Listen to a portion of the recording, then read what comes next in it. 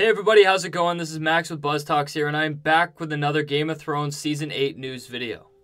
Now before I get into it, I just want to issue a quick spoiler warning for everybody out there. If you do not want to be spoiled about anything regarding Game of Thrones, please leave this video right now. And for those of you who stuck around, let's get right into it. So our news today really builds on my previous video.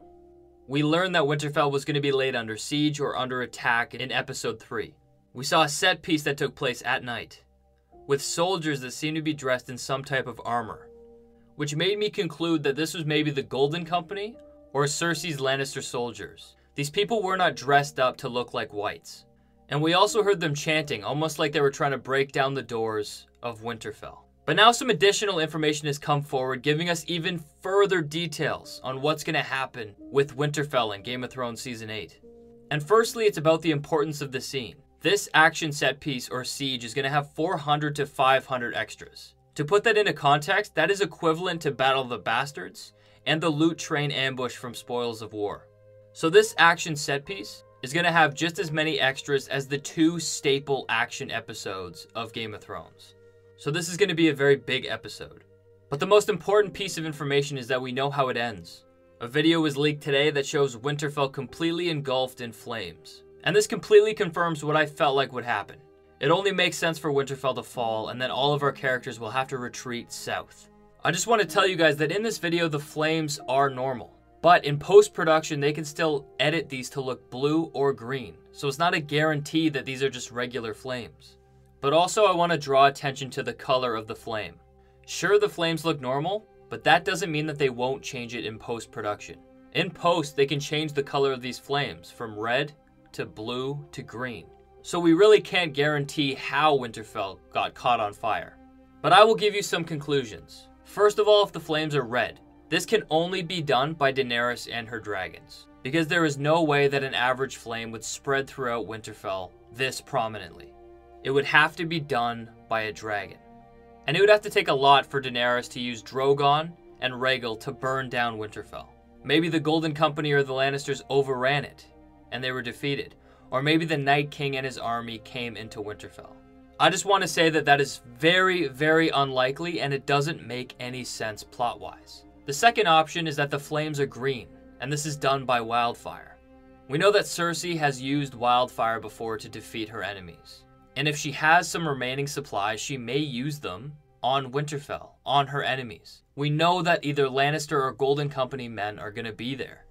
So if Cersei wants to obliterate them, it would make sense for her to use wildfire. But I personally think that this is also unlikely.